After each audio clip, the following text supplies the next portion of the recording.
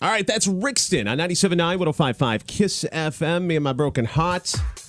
7:38, Big Papa and Banna, mostly sunny today. High 72 right now, 44 degrees. Coming up at 8 o'clock, your next chance to qualify to go chic or geek. 8, 11, 3, and 7 every single weekday are your chances to get qualified for the prize of your choice. Some are chic, some are geek. It's courtesy of First Source Federal Credit Union and Lennon's WB Wilcox Jewelers. It is a Confession Tuesday. Local life coach Rebecca Silence is in InspiredResultsCoach.com. Now, you got something going on. Like, you have to leave here and, like, you have to rush out of here to go do, something, right, today? Yep, I'm facilitating the Empowered Leadership Seminar over at the Radisson for the Mohawk Valley Human Resource Management Society. Wow, that's a lot of words. It is. Wow. I'm looking forward to it.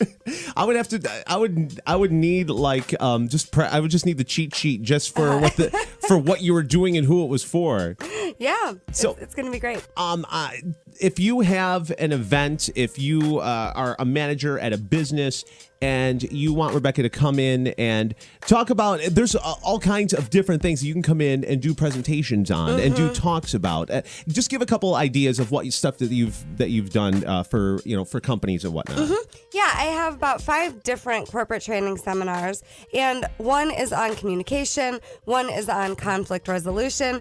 This one today is on empowered leadership, which I think is really fun because so many people, they aren't looking forward to going to work. They don't have a reason to grow in the company. They're not really bought in. It's just a job. So then the company's not getting as much out of their employees as they can. So the Empowered Leadership Seminar is all about people getting out of their own way of success and in leadership of their own lives. Because everybody leads, right? It's just a matter of, are you leading in complaining or are you leading in results? What is it that you're leading in? Sure. So we have Empowered Leadership. I also have a seminar called Writing the Next Chapter, where each individual has their own goal, each team, and then the company. And in a lot of companies, the goals don't line up. So teams' goals don't necessarily match the goals of the company. Individuals' goals don't necessarily match the goals of the company. So we get all of that aligned. For all details on that, hit up InspiredResultsCoach.com and also like them on Facebook as well. What we do here on the radio is you go to CNYKiss.com, you tell your story,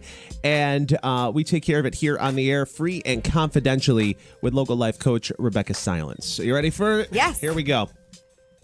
I've been married for almost 5 years now. Hardly any of it happily.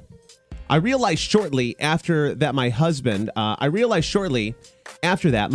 had major trust issues and insecurity that he hid while we dated.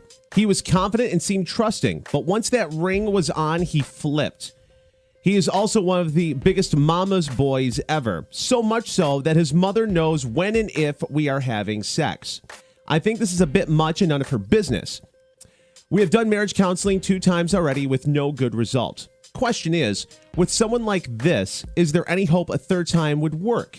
I think he needs individual counseling, and I need to be free of the misery. Thank you for your email.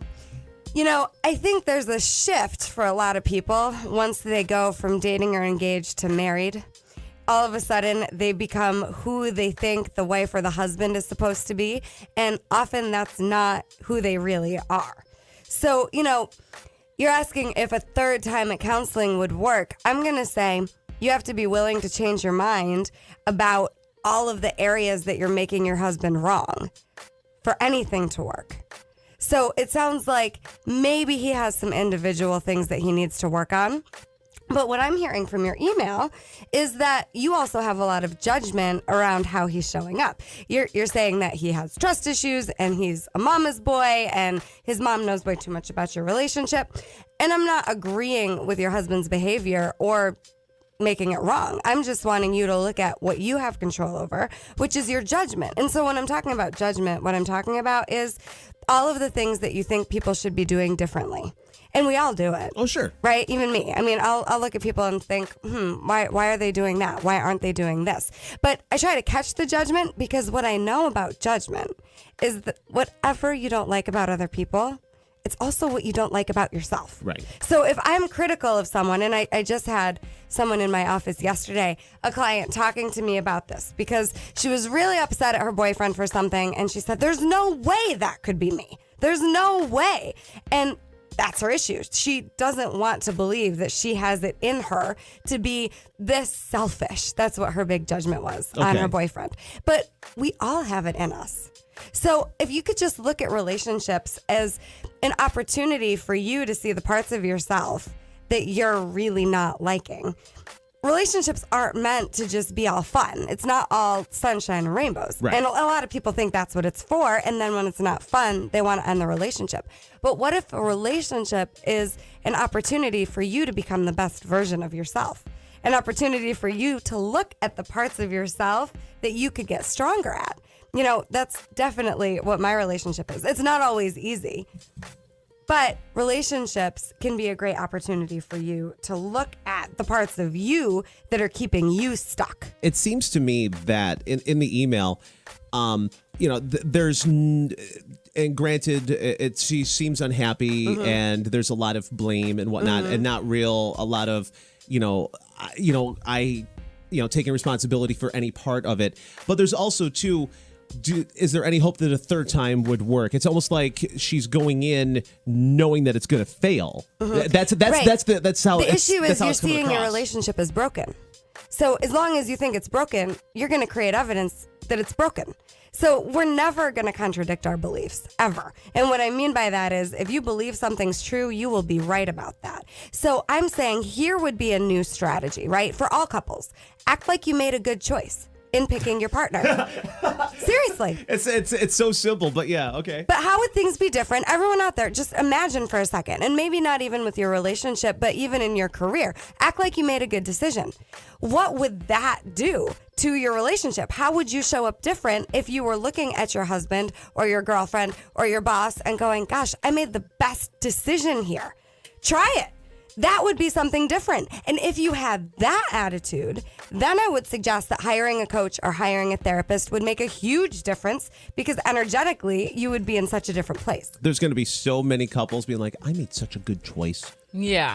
I made such a good choice. I'm not kidding. Take it off. That absolutely is going to happen Because you today. did. That's That my is point, gonna right? happen. If I'm saying, relationships, they're not just fun. They're also meant to be a great growing opportunity. This is what I mean. I mean, you picked the perfect person for you. Everyone out there, just get that. You picked the perfect person for you to either heal something from your childhood or to strengthen a leadership muscle inside of you or to, have the best relationship of your life. All right, so what is the homework for this lady? The homework is act like you made a good choice. Write out all the reasons why you made the perfect decision marrying this person. Go back to why you chose him in the first place. He didn't all of a sudden change when you got married. He just became who he thinks he's supposed to be as a husband. And you became who you think you're supposed to be as a wife. It doesn't necessarily mean he changed. Go back to what attracted you in the first place. Write out why you made the perfect decision and see what that does. Local life coach Rebecca Silence, inspiredresultscoach.com. Make sure you like them on Facebook as well. Great stuff as always. Thank you, everyone. Enjoy. Have a great week. Enjoy your thing today. And Thank you. I feel sorry for you because you forgot your phone at home and you're going to be without a phone. It'll be good for me. It'll be a good stretch. You've been like twitching since you walked in. Trust me, anybody who's forgotten their phone has been there. So, all right, Confession Tuesday, local life coach Rebecca Silence here.